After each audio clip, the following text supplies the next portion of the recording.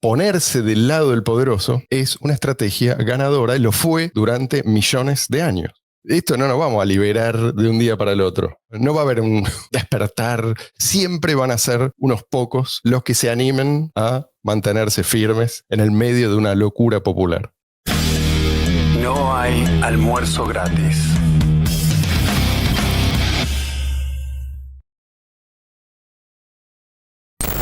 Hola gente, bienvenidos a un nuevo episodio de No hay almuerzo gratis. Tenemos hoy el episodio, yo diría el episodio del siglo, sino del milenio. Miren lo que les digo, vamos a hablar de la presentación de Bad Bunny, ¿cómo es? Bad Bunny. Así que Luis, la gente quiere saber tu opinión al respecto. Fue muy polémico, sí, hasta Trump se refirió a este asunto. Vos, como fan de Bad Bunny, ¿qué tienes para decir al respecto? Una crítica experta, por supuesto. No, pudo haber dicho The Americas en vez de América antes de decir todos esos otros países y creo que se... No sé de qué hablas. No viste un carajo, entonces. Lo único que me consta es que nadie entiende nada. No importa si sos yankee, si sos latino, si hablas español o no. Nadie entendió absolutamente nada. Yo vi un pequeño clip de unos 20 segundos y dije, suficiente para mí. Pero pensé que vos lo habías disfrutado. ¿No es tu ídolo? ¿Ya no? No. Maduraste. Tiene algunas canciones buenas, pero... Tenemos registro de Luis cantando un tema de Bad Bunny. Exactamente, a ver qué buscar en los archivos. La gente, mirá que la gente guarda todo, que vos lo borres. Hay que desclasificar los archivos de Luis. ahora que estamos los Luis Files. Con la moda de desclasificar archivos. Pero de veras. Si vos desclasificas los archivos de Luis cantando, el público pide que los vuelvan a reclasificar.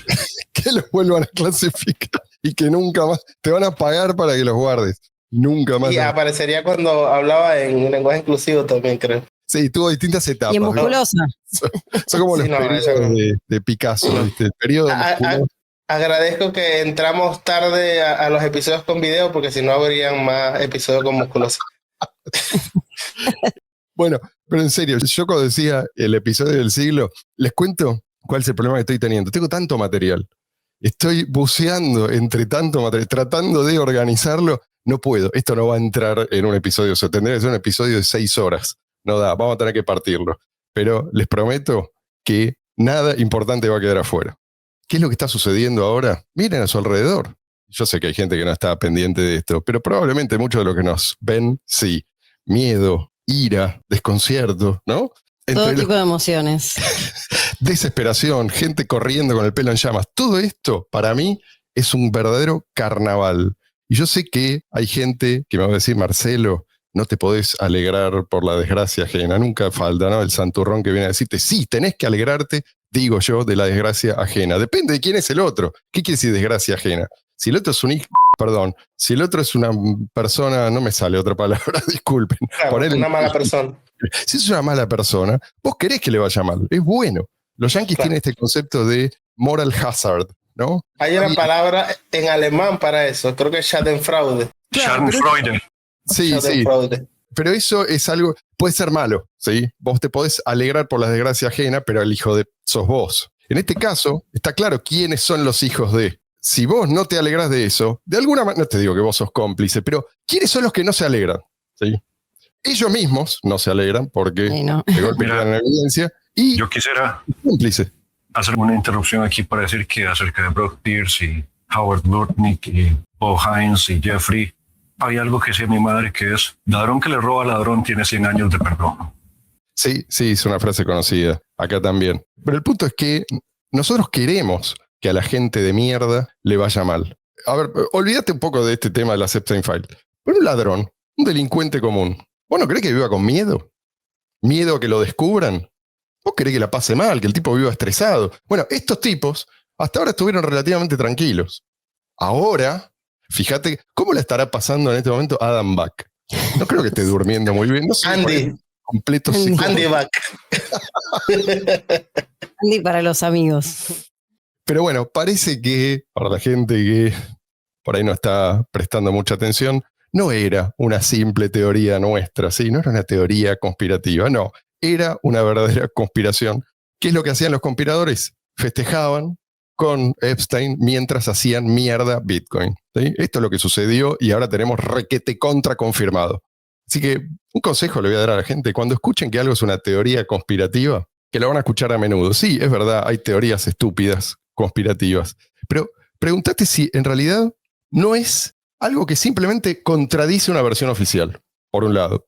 Y por otro lado, si esa versión oficial, mainstream, así como tantas otras a lo largo de la historia, es falsa o no.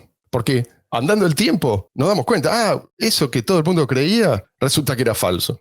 ¿Qué es lo que a vos te da esa convicción de que no puede estar pasando lo mismo con algo que te dicen ahora? O digamos que te decían hasta ahora, porque ahora ya yo creo que hay que estar muy invertido o hay que estar completamente desconectado de la realidad para no ver lo que estos archivos revelan. Es decir, nosotros teníamos claro lo que estaba pasando. Esto simplemente viene a confirmar. Son como piecitas de un rompecabezas que faltaban. No es que todo esto era un gran misterio para nosotros. Nos hacíamos algunas preguntas, ¿no? Bueno, sí. ¿Quién exactamente estará detrás? Bueno, ¿no? Sabemos que acá hay gente, bueno, ahora sabemos quién exactamente. ¿Y cómo es que habrán hecho para corromper a esta gente? Bueno, ahora sabemos exactamente cómo es que lo hicieron. Sí, pero sabíamos que había plata detrás. Sí. Sabíamos sabíamos varias cosas, pero no sabíamos quiénes eran. No había nombres y apellidos documentados hasta ahora. Eran sospechas, eran todas cosas. Pero bueno, al final Roger Ver tenía razón. Así como dicen, Alex Jones tenía razón. Cuando se confirma alguna de las cosas que parecían locas que decía, en este caso. Y entendemos también por qué fueron con todo contra Roger cuando salió el libro del secuestro de Bitcoin, ¿no? Porque... Y mucho antes, es decir, desde el principio, ¿por qué lo convirtieron en ese chivo expiatorio? Y yo quisiera decir tres cosas aquí. Una es desde el punto de vista del insulto fácil y gratuito de conspiranoico. Obviamente se supone que los libertarios siempre han presumido de ser muy de razón y evidencia, pero cuando uno considera lo posible, lo imposible, lo probado, lo improbado y los elementos de evidencia, cuando se hace una alegación o una acusación y deja de ser una hipótesis especulativa, cuando lo que uno alega procede de la evidencia. No es simplemente una afirmación que requiere evidencia. La evidencia está allí, pero definitivamente estamos hablando de algo que tal vez se nos puede achacar, como dirían muchos, que el elemento libertario del análisis de los materiales literarios, de documentales de las pruebas, que es muy superficial porque no estamos hablando de los peores daños que se le hicieron a las víctimas, pero desde el punto de vista trascendental de sabotear una moneda que tenía una magnitud global para cercenar el control que tenían los bancos centrales de todo el mundo sobre la población, eso es algo trascendental. Absolutamente, sí, esto no es para desestimar, no, en absoluto, sí, no hablamos de eso es grave, pero esto es mucho más grave, ¿sí? Porque esto nos afecta a todos, esto tiene el potencial de esclavizarnos a todos, y lo que hizo Epstein ahí, o sea, ya lo habían juzgado por muchos de sus crímenes. Cuando estos tipos recibieron el financiamiento de Epstein, no es que nadie sabía, bueno, a mí me contactaron y no sabía quién era. No, ese tipo, ya vamos a ver, ya vamos a ir revisando todo. Pero a mí lo que me parece curioso es cómo justo ahora hay gente que sale a decir, basta de hablar de BTC. ¿Quién sale a decir? Hay algunos que de golpe es como que se dan cuenta de que sí, todo esto es muy turbio, todo lo que vos quieras, pero no es lo más importante. Lo más importante es construir, como si esto hubiera una dicotomía entre construir y entender el pasado, que es de dónde venimos. Ya, Bitcoin tuvo que pasar por esto. Esto es una prueba de fuego. La gente tiene que entender qué es lo que sucedió. ¿Sí? ¿Pero qué dicen? No, es que como que es aburrido, a nadie le importa. ¿Y de qué hay que hablar entonces? Y hay que hablar de lo bueno de Bitcoin. Bitcoin es BCH, entonces hablemos de BCH, no hablemos más de BTC. Digo, hay millones y millones de personas que fueron engañadas y recién ahora están empezando a despertar. ¿Sí? Vos lo sabés, o puede que vos lo sepas, pero el mundo está recién empezando a descubrir el secuestro de BTC. Es decir, ya sé, para nosotros no es nada nuevo, venimos hablando de esto hace muchos años, pero para los que no estaban muy atentos, esto es Epstein, ¿sí? Hay una conexión. Epstein es lo mismo que Blockstream. Blockstream es... ¿Qué hay detrás de Blockstream? Hay una mafia política, hay servicios secretos, hay, depravaciones sin nombre. Epstein. Es un momento. persona que está haciendo estas conexiones puede plantearse de golpe, los de BCH, todo eso que me dijeron que eran gente horrible, ¿no será que tenían razón? ¿Sí? Entonces BCH es Bitcoin. Este proceso, ¿sí? En este momento, es donde hay que ayudar a esta persona, ¿no? No, cambiemos de tema. No, hablemos de esto. Hablemos de lo que molesta a esta gente. Ellos no quieren que hablemos de esto. Y esto es de lo único que tenemos que hablar ahora y por un tiempo considerable. El mismo Trump hace algunos meses, cuando le preguntaban acerca de Epstein, decía, estás hablando de Epstein, pero ¿a quién le importa ese tipo? Ese tipejo era un creep. ¿Por qué siguen hablando de Epstein? Y esto fue antes de que se dieran las publicaciones.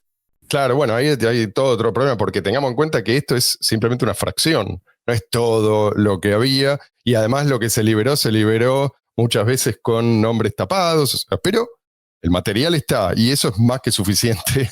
Para nosotros es más que suficiente. Igual me imagino que todavía nos espera un montón de sorpresas. Pero digo, dejar de hablar de esto justo cuando el relato de esta gente se cae a pedazos. No, justo cuando estos tipos están en modo control de daños, desesperados. No sé si lo vieron a Amos, el que escribió.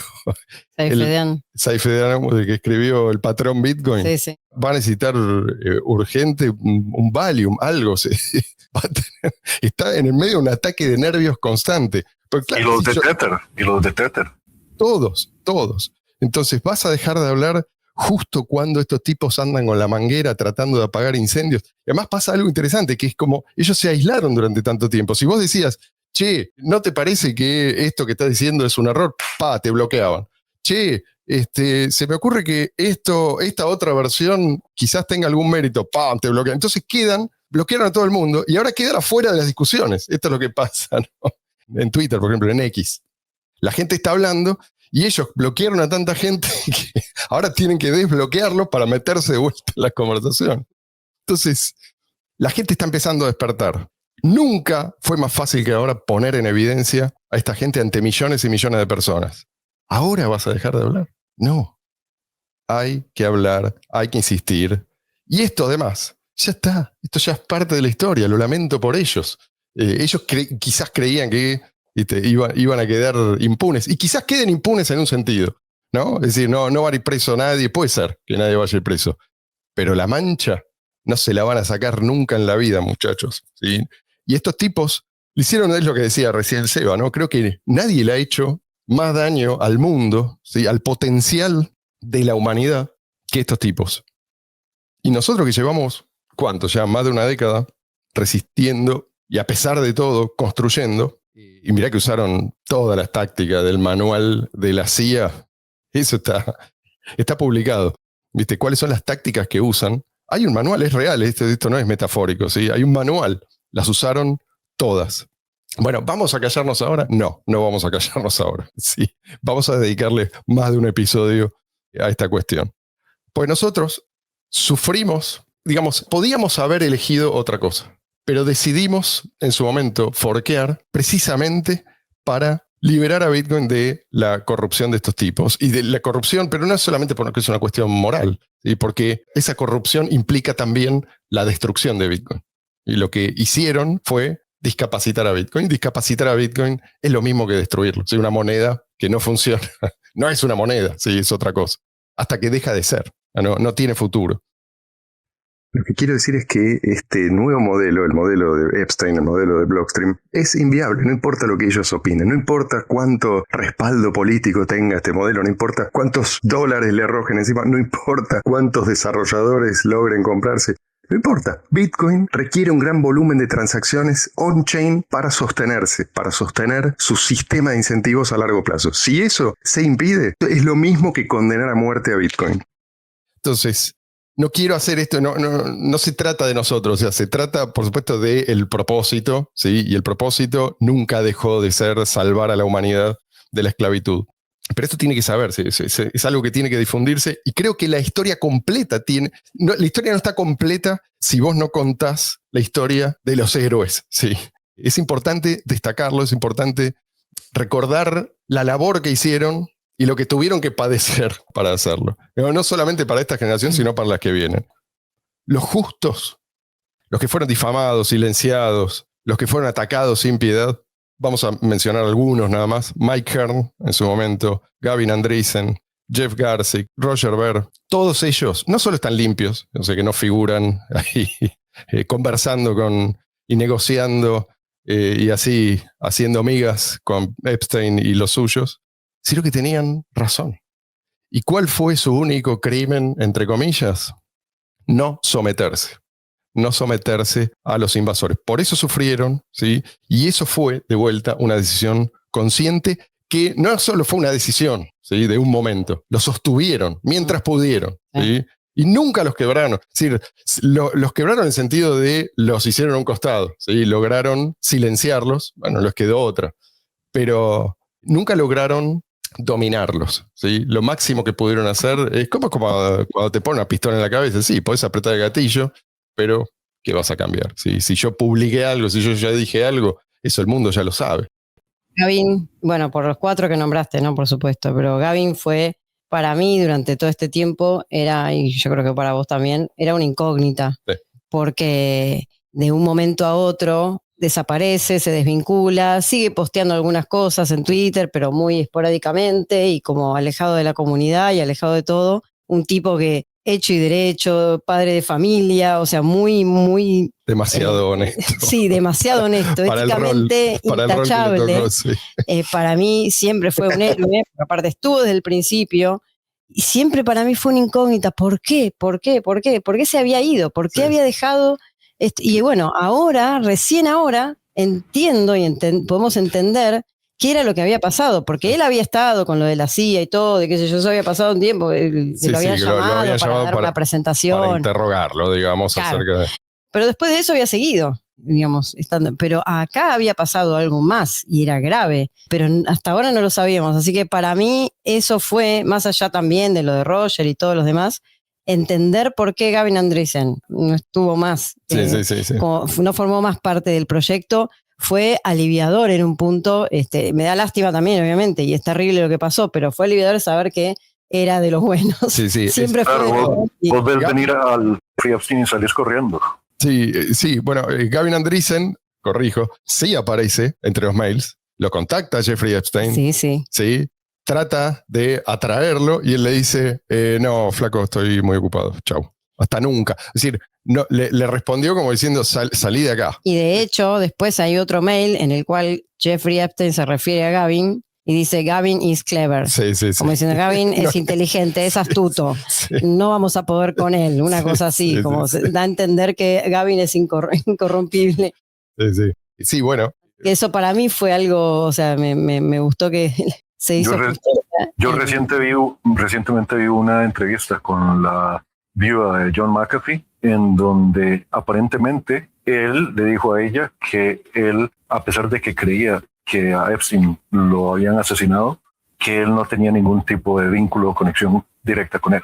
Otro, sí, que está limpio. De los que supuestamente, viste, teníamos que mirar con sospecha. Es decir, todo lo que nos dijeron, todos los tipos que nos dijeron que eran culpables de algo, no solo eran inocentes, sino que eran víctimas. Y gracias a todas estas nuevas revelaciones, ahora sabemos también que el calvario que tuvo que sufrir Roger Ver era algo inevitable, ¿sí?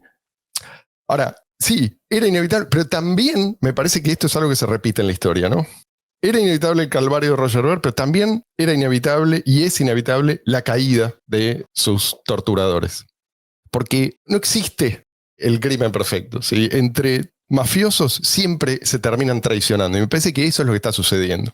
¿Por qué se liberan estos archivos? No es que hay un héroe, como en las películas, ¿no? Un héroe que lucha por todos los demás y finalmente logra... No, o sea, hay facciones que dicen, flaco, o sea, vos estás sucio, yo estoy sucio, vos también, si vos hablás, yo hablo, bueno, al final...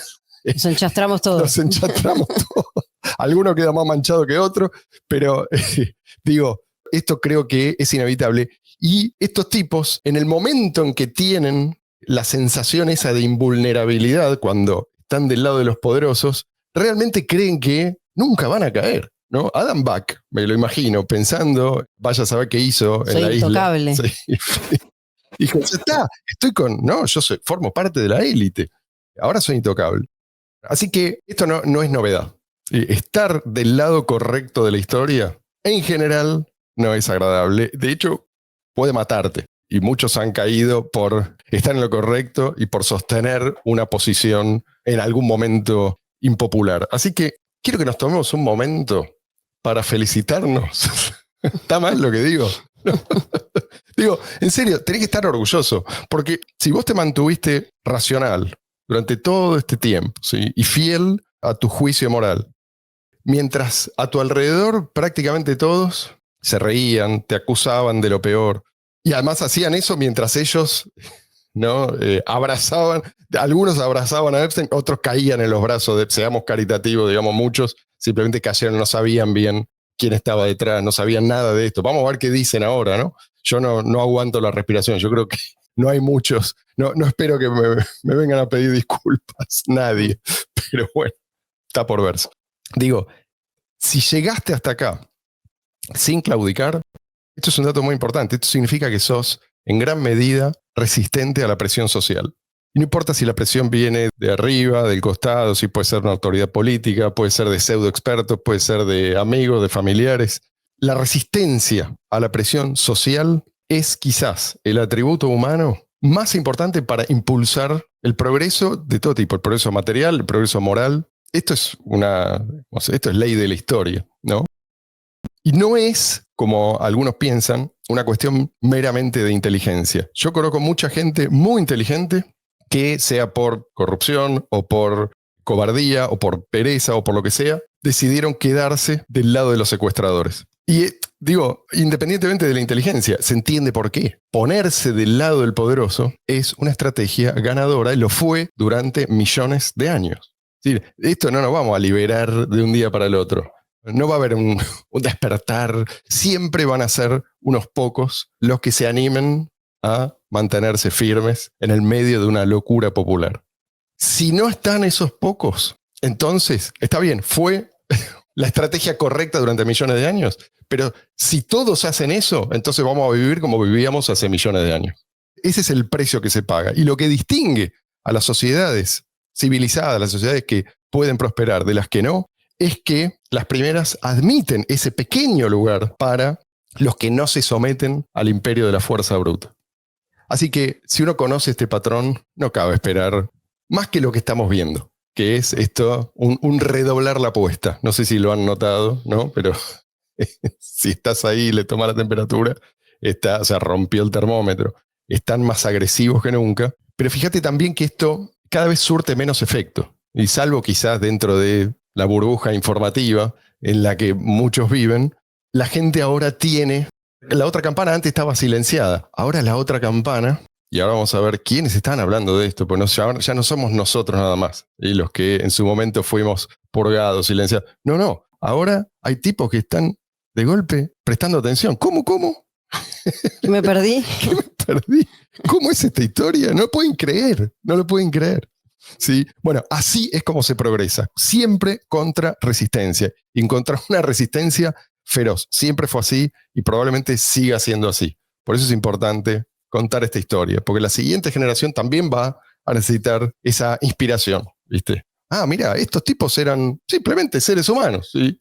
Y pudieron enfrentarse, ¿sí? al poder coercitivo institucionalizado. Sí, se puede. Tenemos antecedentes y así como nosotros nos nutrimos de esos antecedentes, en el futuro nos van a mirar a nosotros. Por eso yo digo un poco en chiste, ¿no? El día de mañana vamos a tener un Monte Rushmore con todas estas caras, ¿no? De Roger Ver y qué sé yo.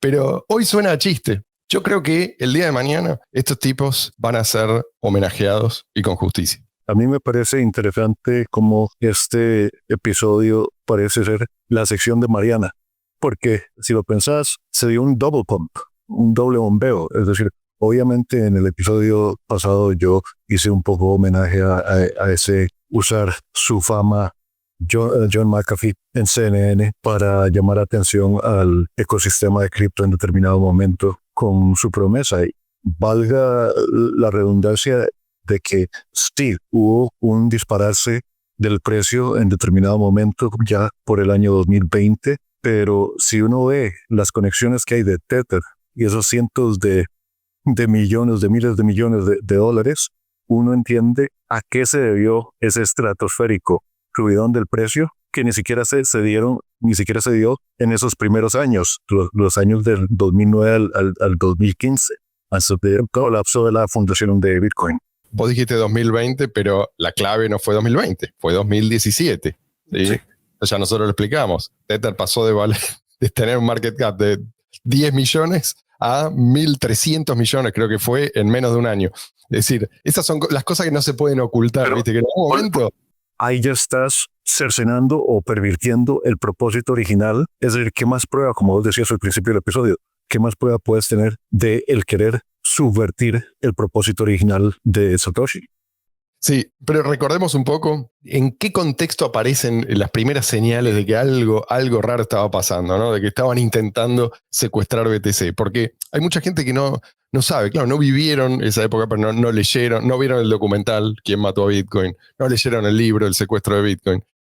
En un momento, grandes empresas estaban empezando a aceptar Bitcoin, que en ese momento era solamente una rama BTC, en forma directa, sin intermediarios. Y esto, o sea, Bitcoin estaba a punto de explotar y de convertirse en una fuerza imparable. Eso nosotros lo vivimos. Sí, sí. Ustedes no se imaginan la euforia que había en los foros en ese momento. Bueno, ¿qué pasó entonces? ¿No? ¿Cómo es que el ticker BTC terminó definiendo lo contrario a Bitcoin? ¿Sí? Que es efectivo P2P. ¿Cómo es que todo terminó así descarrilado? ¿Cómo convirtieron este espacio en una especie de casino o qué sé yo, de engendro que combina casino y circo, ¿no?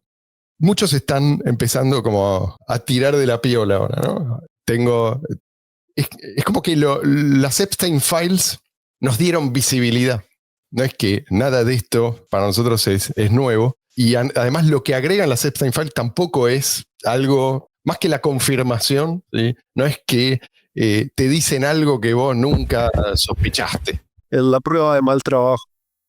Claro, pero para la gente que no está metida en este espacio, es la ventana. Perdón, los Epstein Files. Los Sandy Files. Y sí, o sea, nosotros llevamos, como decía, ¿cuánto? Más de 10 años gritando hasta quedarnos afónicos.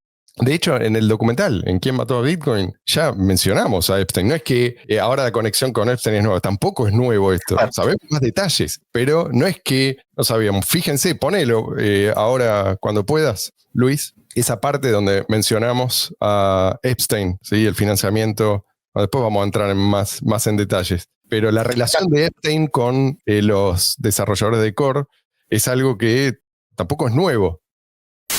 Por otro lado, tenemos a la Digital Currency Initiative, una división de Media Lab del MIT. Este grupo está directamente involucrado con el desarrollo de la Lightning Network junto con Blockstream. Desde el 2011 hasta el 2019, Media Lab era dirigido por Joi Ito, empresario de origen japonés que comienza a hablar públicamente de Bitcoin en 2015, proponiendo incluso que Media Lab se haga cargo del desarrollo del proyecto. Ito también es fundador del Digital Garage, otro inversor de Blockstream. En 2019, Ito renuncia a su cargo tras revelarse que el MIT Media Lab recibía fondos de Jeffrey Epstein. Incluso la institución emitió un comunicado al respecto.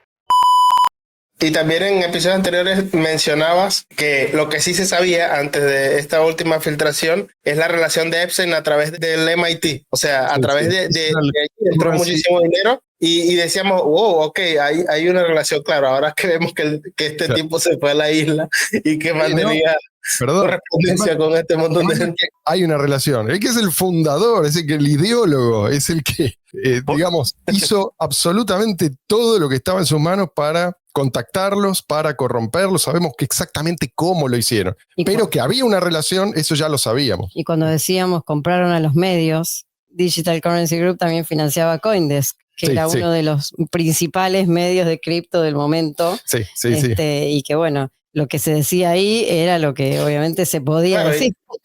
Y era en muchas ocasiones lo que se replicaba hacia los medios en español, que en aquel tiempo muchos simplemente traducían y ya. Exactamente. Por eso digo yo que por ahí del año 2015, con el fin de la fundación Bitcoin, es cuando comienza a fraguarse todo lo que va a conllevar el fork y después el to the moon.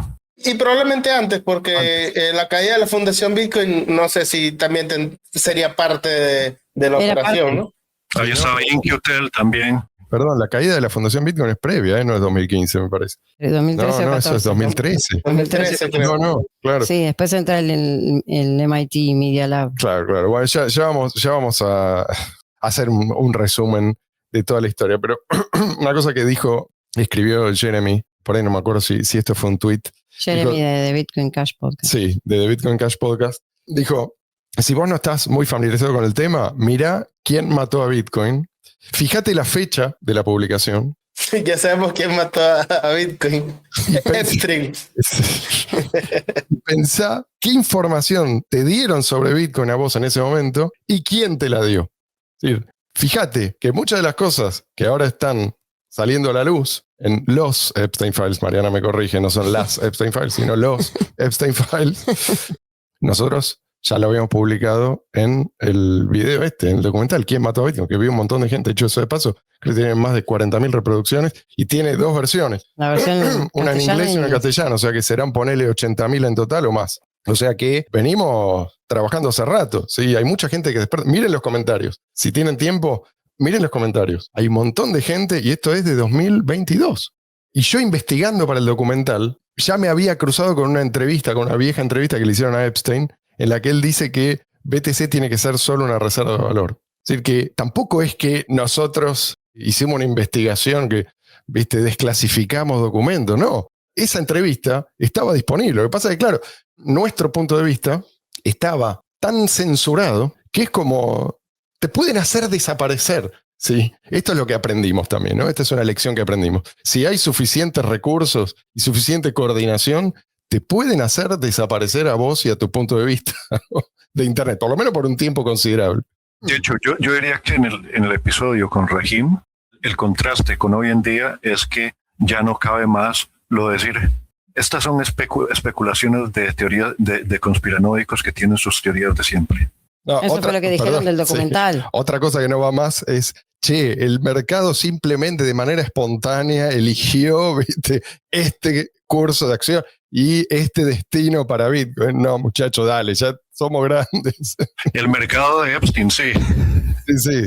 Bueno, Bitcoin, sí, perdón. Ojo que esto no solamente lo decían sobre quién mató a Bitcoin, sino que también ha sido el discurso sobre hijacking Bitcoin. El propio Adam Back en un tweet en el que le dicen, puedes dar 1 o 2 palabras sobre estas cosas, lo que dice es, y cito, solo créanme, solo es basura, mentira y mala representación. Yo espero que alguien en algún punto, algún alma con estamina, o sea, creo que con energía, como Tom Bass, haga un video de 3 horas, digamos, desarmando todo esto. Es básicamente diciendo, no voy a responderle, créanme que creo que podría ser una de las grandes citas de la historia de Andy Back, créanme. Solo créanme.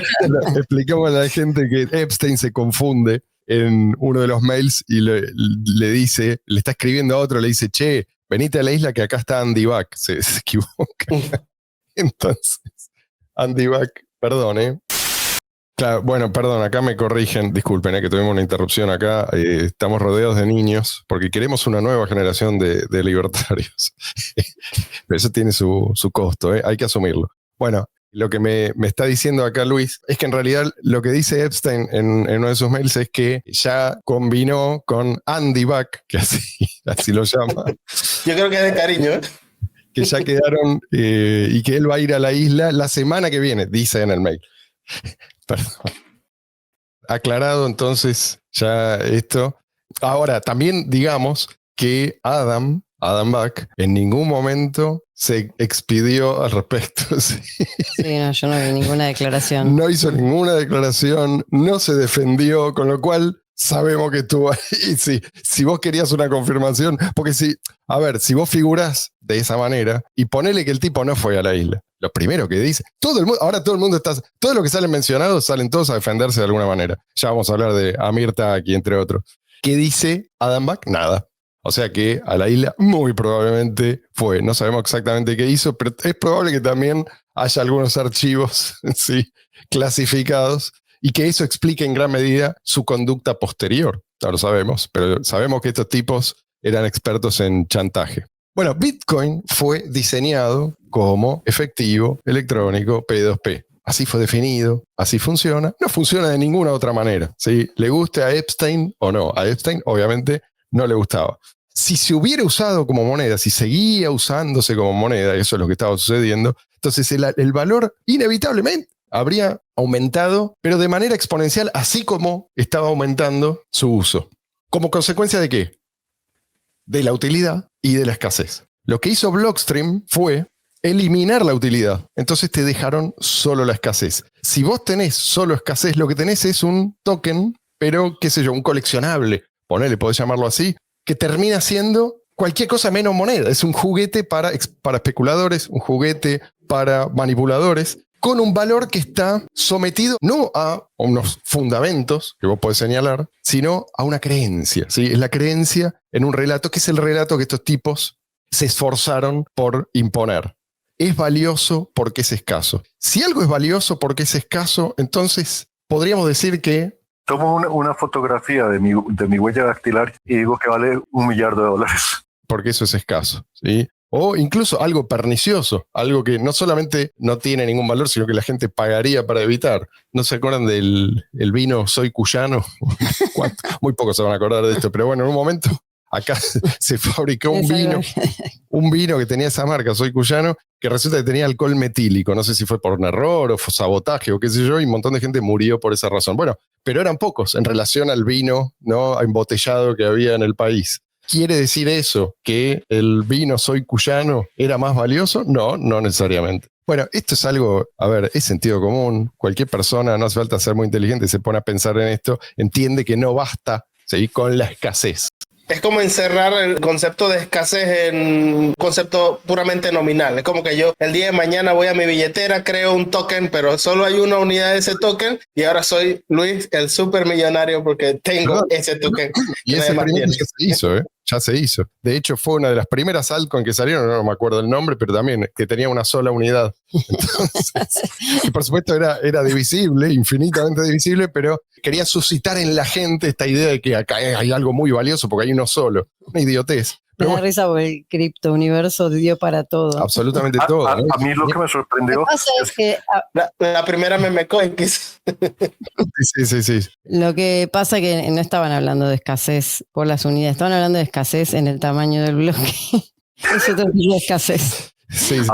A mí me sorprendió la sofisticación. El artículo que vos me pasaste, Marcelo, de Brownstone, lo que me sorprendió es la sofisticación de la infiltración y el neutralizar el efecto Bitcoin. Es decir, en verdad, si vos lo analizas como un economista, lo que hicieron fue desacelerar las cosas al nivel de que si se hubiese dado el ajuste de bloques y si hubiese seguido el diseño de Satoshi original, la escalabilidad implicaría que el precio que tendría actualmente Bitcoin verdadero, lo que hoy es Bitcoin Cash, sería muchísimo más de lo que vale Bitcoin BTC ahora, por su utilidad de uso como dinero. Exactamente, sí. Y es curioso que todos los mismos que te dicen estas idioteces, ¿no? Que bueno, que esto tiene que ser escaso y nada más, y no importa que no funcione, que funcione cada vez peor, también te dicen, no seas idiota, ¿no? El idiota sos vos. Estudia Bitcoin. Bitcoin no es efectivo, P2P. Bitcoin es lo que sea que haya dicho Saylor esta semana, porque va cambiando, sí, ¿no? Sí. Lo último que dijo Saylor es que es,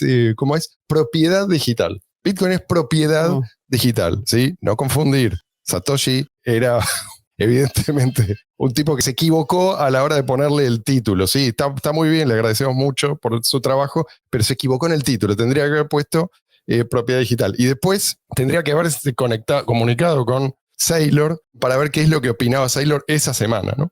Mira, Che, si querés yo te vendo una propiedad en medio del Sahara que está en ruina y tiene ocupas. Claro. Bueno, pero lo que vos decís, Seba, con respecto a si seguía su curso como, o sea, sin el secuestro, nosotros cuando teníamos el blog, que no teníamos el podcast, yo me encargaba de la sección de noticias que fortalecen a Bitcoin.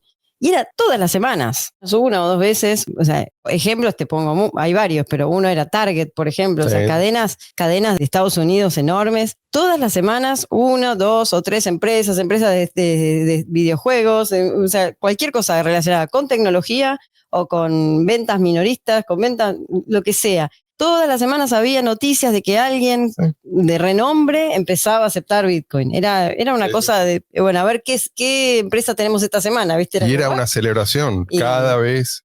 Y de vuelta, sin intermediarios, sin custodios. Esto era directo, este era el sueño, ¿no? Y esto se estaba expandiendo. Sí. La gente lo aceptaba porque tenían miedo de quedarse afuera. Eso fue durante casi todo el año 2013. Sí. Ahora, estos que compran la idea que ahora vemos que provenía principalmente de Epstein, esto es una reserva de valor, no confundir, no es un medio de intercambio, es solamente una reserva de valor. De alguna manera, esto preserva el valor sin servir para nada. ¿Cómo se sentirán, los que compraron BTC a 125.000, creo que llegó, o un poco más incluso, ahora? Los que compraron una reserva de valor a $125.000 la unidad, ¿cómo se sienten ahora? ¿Qué es lo que te dicen? No, bueno, ok, ¿cómo lo racionalizan? No es efectivo P2P. Tampoco es reserva de valor, porque pasó de 125.000 a 60.000, ¿sí? En cuestión de semanas. Entonces, ¿qué es un sorete digital? No sé. ¿Qué es lo que te dicen? La verdad que no sé, pero como ahí nadie hace preguntas, porque cualquier pregunta es inconveniente, ¿viste? Te gana un ban de por vida. Entonces, estas preguntas quedan como sin respuesta. Yo creo que si Saylor te dice hoy que BTC es un sorete digital, ellos lo van a repetir orgullosamente y van a creer que es algo bueno. Porque ya es esa la mentalidad, es la dinámica que se da en las sectas. Pero vos fíjate que hasta Paul Rosenberg, que entrevistamos hace poco, él se tragó el verso de que no, es que el mercado decidió otra vez espontáneamente que Bitcoin era una reserva de valor y no un medio de intercambio. Bueno, ahora una lástima, ¿no? Que esta entrevista fue justo antes de la liberación de los archivos. Pero... Yo insisto con mi broma, el mercado de los ricos, famosos, poderosos y pervertidos sí decidió. Yo me acuerdo, por ejemplo, cuando tenía mi canal de YouTube original por ahí del año 2011, cuando recibí mi primera donación de una escucha de Free Domain en Bitcoin. Y yo me acuerdo que por ahí el 2012 yo te escribí a vos de que estaba pensando yo considerando mudarme a Argentina por las cosas que yo oía que uno podía comprar con Bitcoin originalmente en Argentina. Porque teníamos una comunidad. Una casa. Claro, porque teníamos una comunidad que estaba trabajando en la adopción. Todo eso fue barrido. Bueno, pero ahora la tenemos de vuelta. Ahora tenemos esa comunidad está de vuelta. Sí, bueno, pero hubo que reconstruir todo desde menos que cero. Ojalá hubiera sido de cero, ¿sí? Porque te están cascoteando en todo el camino. Y fíjate, una de las cosas que dijo Paul Rosenberg también, cuando se refirió a BCH, dijo: me parece un proyecto maravilloso que yo, pero vi que había mucha pelea interna. Ah, sí. ¿No? Ahora, ¿qué es esa pelea interna? Esa pelea, él dice pelea, porque claro, no estaba muy metido. Igual en ese momento se refirió también al tema de cuando estaba Mauri. Pero precisamente a eso voy. Eso es lo que nos permitió sacarnos de encima a todas esas lacras. O la pelea en 2017, bueno, no digamos la fecha porque por ahí voy a pifiarle alguna, pero nos sacamos encima a Core, nos sacamos encima a Craig Wright, nos sacamos encima a Mauri. Sí, obviamente eso tiene un precio. Sí, Vos tenés que... No, acá hay pelea, entonces me quedo con la versión supuestamente estable. Bueno, resulta que la versión estable, mirá cómo están ahora. Ahora se viene un split, muchachos. ¿Sí? Les cuento a la gente que por ahí no está al tanto de las novedades. BTC va hacia un nuevo split. El conflicto es eterno. Si vos no resolvés los problemas a tiempo, lo que estás haciendo es garantizándote que esos problemas te van a explotar en la cara en el futuro. Y van creciendo. Es como barrer bajo la alfombra, ¿viste? Hasta que ya es indisimulable. Tenés chichones por todo lado en el piso. Bueno, pero había dicho Lunaticoin que hay que esperar. Hay que esperar. Bueno, sigan esperando. Bueno, quiero ocuparme primero ocuparme de una conclusión estúpida que muchos estúpidos, como no podía ser de otra manera, quieren sacar, no es que han sacado, es que les gusta una conclusión, entonces se aferran a ella. ¿Cuál es esta conclusión? Bitcoin fue inventado por la CIA, ¿sí? Sí. No se escucharon esto. Pero eso desde el día 1. Eso desde el día 1, bueno, pero ahora se sienten como reivindicados, ¿no? Es como, sienten que por fin tienen como derecho a decirte, yo te había dicho. O también te dicen que Satoshi es Epstein. Pero digo, nosotros en Remy, pero hay gente que lo cree. Obviamente esto no tiene ningún sentido, pero ¿para qué sirve? Esto sirve para embarrar a Bitcoin. No solamente a los secuestradores, sino al proyecto Bitcoin. Guarda con eso.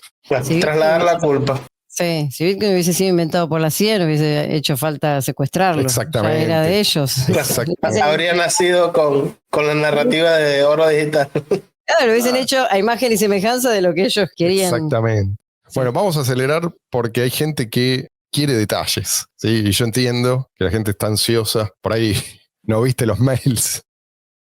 El libro de Roger Ver, creo que más los emails estos de Epstein, prácticamente nos dicen todo lo que necesitamos saber. No necesitamos mucho más que esto. Le damos la bienvenida a nueva información, pero es interesante no solamente el contenido por los vínculos que revelan, sino también por la estrategia, ¿no? Es decir, está bueno ver cómo operan, cómo van tejiendo sus redes, ¿no? Cómo tratan además a los manipulados. Esto para mí es lo más interesante de todo, porque lo demás era algo que, bueno, ya... Yo espero la 10ª edición del secuestro de Bitcoin con el anexo de los archivos de Epstein. Claro, sí, sin duda, eso se viene. Pero acá ves también cómo los estudian, ¿sí? Cómo hablan de ellos, cómo los tientan, cómo los enganchan eventualmente, ¿sí? Y a menudo es por el lado del estatus. Y no se trata solo de dinero. Si yo formo parte, que seguramente es lo que le pasó a un tipo como Adam Back, que vos lo ves, solamente viéndolo te das cuenta que es un ser humano lamentable. Entonces debe haberse sentido, ¿no? Como eufórico. Por fin tengo el... Estoy en una mansión, claro, me invitan a una cena distinguida, claro. de golpe tomando en copas de cristal. Lo que nos queda claro, que también, vamos a decir que antes teníamos fuertes sospechas, ahora tenemos confirmado, que alguien identificó un punto débil y esto fue muy poco después de que, probablemente, ¿no? De que Gavin visitara la CIA, lo invitaron a la CIA, lo interrogaron y ahí seguro que hubo discusiones a ver cómo hacemos, cómo procedemos ante esta nueva amenaza para ellos, ¿no? Amenaza para ellos. Y encontraron cuál era el punto débil y dijeron, vamos a diseñar un plan. ¿Cuál era el plan? Corromper a los devs, a los desarrolladores de Bitcoin. ¿Cómo lo hicieron?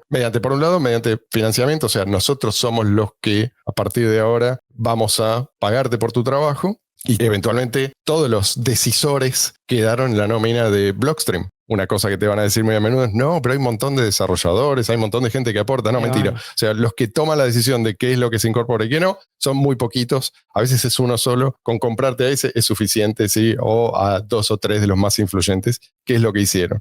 Entonces, comprándolos o chantajeándolos. ¿Para qué? ¿Cuál era el objetivo? Que neutralizaran BTC.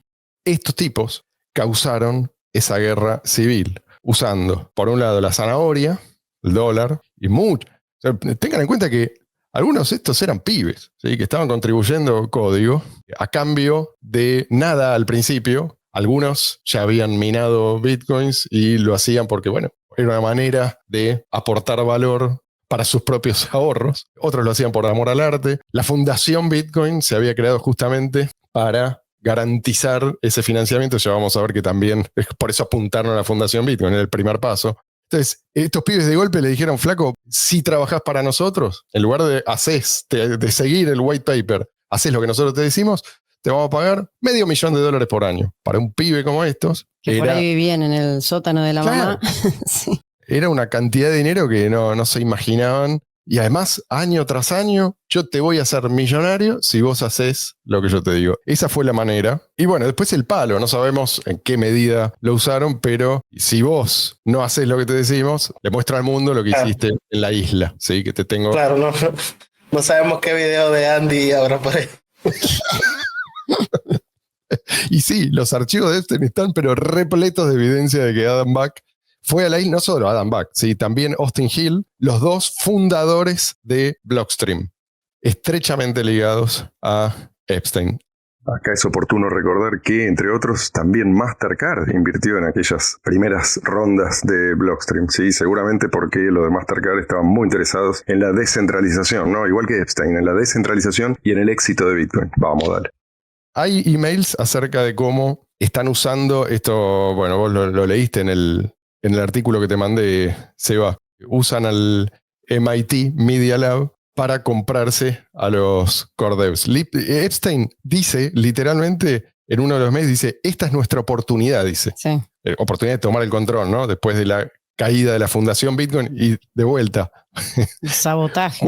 Cuando cae casualmente, justo cuando Brock Pierce se mete en la fundación Bitcoin. Yo me acuerdo, hubo todo un escándalo porque Brock Pierce tiene un prontuario. O sea, es un tipo que no quiero decir, porque no sé cuánto de esto se puede decir, pero lean acerca de Brock Pierce, de su historia. Bueno, es íntimo amigo de Epstein. Digamos que Brock Pierce tenía las mismas inclinaciones, tenía gustos parecidos a los de Jeffrey Epstein. Lo quisieron meter en la fundación, hubo todo un escándalo que finalmente se disuelve la fundación y ahí es donde Epstein dice, esta es nuestra oportunidad. Y después este mismo tipo, Brock Pierce, reaparece como uno de los fundadores de Tether. También Tether con financiamiento de Epstein, para sorpresa de nadie. Ya a esta altura se te sorprende, ¿viste? Y mientras tanto, Ross Ulbricht a la cárcel, sí, porque su sitio web podría ser utilizado para malos fines. Exacto. Y volvamos a decir, el tipo Epstein ya había sido condenado por delitos sexuales. Esto fue como en un intervalo. El tipo ya había sido condenado, después lo liberaron, pero claro, el tipo tenía banca, el tipo tenía relaciones con los servicios de inteligencia, entonces no es fácil ir contra un tipo como este. Lo liberaron y después lo volvieron a meter preso y ahí es donde lo liquidan muy probablemente, ¿no? Pero bueno, había sido condenado ¿por qué? Por delitos sexuales con menores. En el momento en que estaba haciendo estas inversiones, nadie ignoraba quién era este tipo. Vamos a la versión ultra corta. Yo hice dos versiones. Una ultra corta y otra un poco más larga. Ultra larga. No quiero... no, un poco más larga. Pero no quiero que nada quede afuera. Epstein, en los mails, discute sobre cómo capturar... Pero, o sea, todo esto es explícito, ¿eh? Cómo capturar gran parte del equipo de devs, de desarrolladores de core, a través de esto que él dio en llamar Digital Currency Initiative. Esto es en el MIT. Y luego de Blockstream. Y después, simplemente, oh sorpresa, surge una nueva narrativa de que Bitcoin es reserva de valor y no medio de intercambio. O sea, Epstein financió la destrucción de BTC y promovió el relato de depósito de valor mediante propaganda, mediante desinformación, mediante censura, bueno, todas estas cosas que hemos sufrido. Chantaje. Ahora es mucho más fácil intuir por qué muchas personas cambiaron de opinión de forma tan abrupta. O sea, no tanto que cambiara de opinión, sino un día era una cosa y el otro día era totalmente lo contrario. Totalmente lo contrario, sí, ya vamos a hablar de eso también. Porque estas son las cosas que te hacen sospechar que hay mucho más de lo que no sabemos, porque hay un personaje que es este otro core dev, Peter Wille, ¿sí? ¿Se acuerdan? Que dijo, bueno, está bien, no jodamos con este debate, pasemos de 1 megabyte a 100 megabytes y después seguimos charlando. Ese tipo, de un día para el otro, cambió su discurso. Dijo, no, 1 megabyte tiene que ser eterno, no se puede superar 1 megabyte. ¿Qué pasó ahí? ¿Por qué cambió tan radicalmente? Es como un crimen perfecto, ni siquiera tenés que tener 51% más desde el punto de vista de la teoría de juegos si puedes ejercer tal control. Claro. Pero digo, eso a mí me sugiere que hay mucho más. Y ese tipo, no sé si está o no en alguno de los mails, pero es obvio que o recibió presiones o fue extorsionado, no sé, digo, pero es muy llamativo. ¿Sí? Bueno, y de vuelta, Epstein explica también en uno de los mails que BTC es como el oro y que no, digamos que hay que hacer énfasis en esto, ¿sí? En esto de la reserva de valor. Y algo que dice que a mí me pareció interesante es que convertir a BTC en depósito de valor depende de un acuerdo, ¿sí? Como de un consenso. Y esto es algo que no necesariamente, me parece, ¿no? Para la mentalidad de un tipo como Epstein, no es una conclusión a la que él llega, sino que es algo como instintivo. Es mejor que sea algo consensuado, porque yo puedo influir en el consenso, ¿sí? En las propiedades físicas, por ejemplo, de un material, yo no puedo influir, pero sí puedo influir en lo que la gente cree, en lo que la gente opina. Por eso a él me parece que le atrae esta teoría y es la que elige difundir.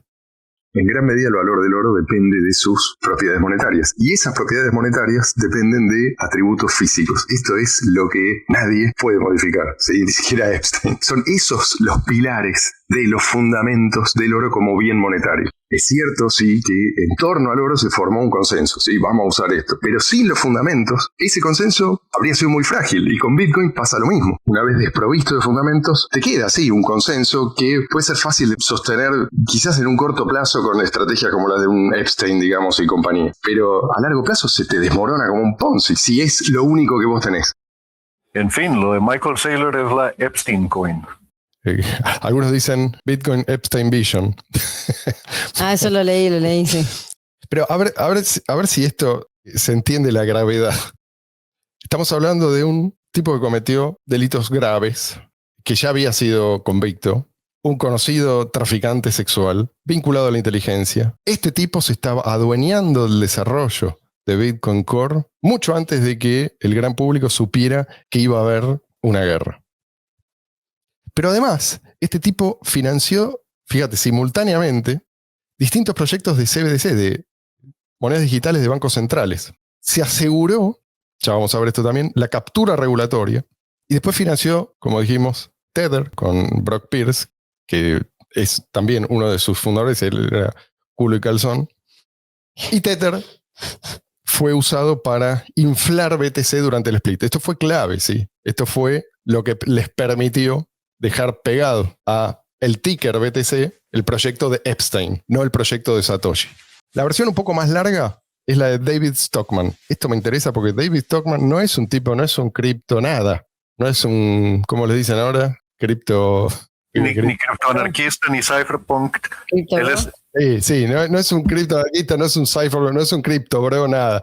Es un viejo que yo sigo hace mucho tiempo. Él es el héroe de Rick Rule. ¿Ah, sí? Sí. Bueno, yo entiendo por qué. Este tipo es absolutamente brillante. Está mirando esto desde afuera, está atando cabos y publicó esto en su cuenta de X. Dice, Epstein financió a los desarrolladores que arruinaron Bitcoin como efectivo P2P. Este tipo debe tener 80 años, ¿sí? O sea, yo creo que cuanto más lejos estás, más fácil. Muchos de los que están en Bitcoin hace mucho tiempo también están muy invertidos. Y eso juega en contra del juicio racional. Dice, Brock Pierce llevó a la ruina a la fundación Bitcoin, le abrió las puertas al dinero de Epstein, negoció su participación en Coinbase. Coinbase, les recuerdo, es un exchange, es una plataforma de intercambio, es decir, es un custodio. Entonces, si vos haces mierda Bitcoin, el uso real, on-chain de Bitcoin, por supuesto que eso va a elevar a los custodios. Entonces este tipo también estaba simultáneamente invirtiendo en Coinbase, que se convirtió en uno de los principales custodios de Bitcoin y cripto y otras cripto. Dice, se sentó en su mansión para promocionar Bitcoin a Larry Summers, este es el ex secretario del Tesoro de Estados Unidos, nada menos. Cofundó Tether y mantuvo contactos con Epstein por correo electrónico hasta 2018. Estamos hablando de Brock Pierce. Tether luego imprimió dólares sin respaldo para inflar BTC en 2017. Yo pensé que esta era información que solamente podía tener un tipo como yo, que estoy metido en el tema, que el documental, que investigando. No. Este tipo ahora lo sabe. En gran medida gracias a la liberación de los Epstein Files. Howard Lutnick, este es ahora el secretario de Comercio de Estados Unidos, quien mintió sobre haber cortado vínculos con Epstein, asumió la gestión de la Reserva de Tesoro de Tether. ¿Ven los vínculos? Que superaba los 130.000 millones de dólares incluso antes de unirse a la transición de Trump. Presionó para ser secretario del Tesoro. Falló. Llegó al Departamento de Comercio, estamos hablando de Howard Lutnick. Nombró a su aliado Bo Hines como asesor de criptomonedas de la Casa Blanca. Logró que Hines aprobara la ley Genius a la fuerza y luego vio como Hines renunciaba a la Casa Blanca y se convertía inmediatamente en director ejecutivo de la filial estadounidense de Tether. Todos los actores están conectados, cada movimiento fue coordinado. La ley Genius consolida las mismas lagunas legales en las que vive Tether. La ley Clarity otorga protección regulatoria a los mismos insiders. La reserva estratégica de Bitcoin se asienta sobre una moneda cuyo precio fue inflado artificialmente por la misma stablecoin que ahora regulan, entre comillas, cuyo desarrollo principal fue financiado por Epstein y cuya usabilidad fue destruida deliberadamente por quienes se benefician de la reparación. Esto no es Big Short 2.0, dice, esto es Big Short con esteroides planificada previamente y dirigida por la misma red que ya controla el resultado. Crearon la crisis, destruyeron la cadena de bloques de Bitcoin, imprimieron el dinero falso para impulsarla, Tether. Se posicionaron para poseer la solución, entre comillas, Blockstream, Cantor, USAT, esta es como la versión Tether para uso en Estados Unidos. Redactaron las leyes que protegen su estafa, Genius y Clarity, y ahora se preparan para intervenir como salvadores cuando la burbuja que inflaron finalmente explote. Se marchan con comisiones, participaciones, puestos de trabajo de puertas giratorias y control permanente sobre el dinero programable. Quieren cada transacción rastreada, cada dólar programable y los últimos vestigios de libertad financiera borrados bajo el lema de la innovación y la estabilidad. ¿Qué debemos hacer? Según Stockman, apoyar alternativas reales, monedas de privacidad, protocolos monetarios sólidos, cualquier cosa que mantenga el control en manos individuales en lugar de esta élite parasitaria. Bitcoin nació para liberarnos. Los archivos prueban que fue capturado. Ha llegado el momento de recuperarlo. Voy a dejar acá. Sí, Luis, perdón. Sobre lo último que dijiste, entiendo que la mayoría de las altcoins son basura, pero ahí también se ve la importancia de que al menos pueda existir como alternativa a lo que sería de otra forma una moneda única. Es decir, desde el punto de vista de la narrativa maximalista de que nada más debería existir, queda claro por qué eso no es cierto. Incluso sabiendo que la mayoría de las altcoins no tienen nada nuevo o nada bueno que ofrecer. Te dicen eso. ¿Quién te dice eso? El tipo que está a favor del monopolio. Sí.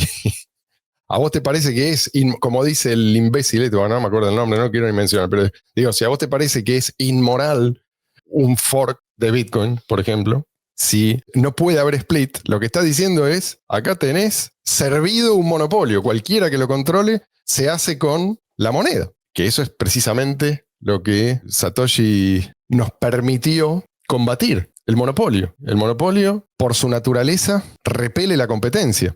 Así que estos que se hacen los rebeldes diciendo, no, BTC un poco se parecen a los goldbacks que dicen oro y nada más, y cualquier otra cosa debe ser rechazada. Pero ¿por qué? ¿Por qué? ¿Porque a vos te conviene? Bueno, muy bien, hay otros que no les conviene, ¿sí? O hay otro que le conviene otra cosa. Bancátela. Lo que queremos es competencia monetaria, lo que no queremos, ¿sí? Un nuevo monopolio. Lo último que quería decir es que... ¿Qué? Con razón solo quieren que lea la filosofía de Epstein y el patrón Epstein. Claro. Este tipo, David Stockman, no es el único que está hablando de esto ahora. Vi un tweet de Robert Malone, ¿se acuerdan? Sí. El tipo que tuvo mucho que ver en su momento con el desarrollo de la tecnología que hizo posible las vacunas tan controversiales. Bueno, ese tipo también habló del tema. Brett Weinstein, el de Dark Horse, sí. Otro. Digo, Laura Loomer, más allá de lo que vos pienses de ello, ¿no? Acá no estoy hablando como de sus otras ideas. Estos tipos tienen millones de seguidores y están prestando atención. Y no son personas fácilmente amedrentables, ¿sí? Ya pasaron, No. ya tienen experiencia, ¿no? Con esto de remar contra Por lo corriente. menos los que nombraste no. Y menos, digamos, si vas a ser amedrentado, por lo menos que sea... no por un adversario digno, no por los minions de Sailor. Bueno, señores, vamos a cerrar esto acá. Les prometo que la semana que viene vamos a seguir con este tema. No sé si en el medio vamos a meter algún otro episodio que tenemos grabado. Bueno, eso ya lo veremos. Lo decidirá Luis. Luis, estamos en tus manos. Señores, muchas gracias por acompañarnos hasta aquí. Fue un placer para nosotros. Vamos a seguir, no nos vamos a detener. Lo lamento mucho por la gente que... A ver, lo lamento en realidad... por los que no están dispuestos a abrir los ojos. Van a pasarla cada vez peor, digámoslo así. Me estaba despidiendo, ¿no? Señores, que pasen un lindo fin de semana, cuídense mucho y nos volvemos a encontrar, no sé cuándo, pero la semana que viene.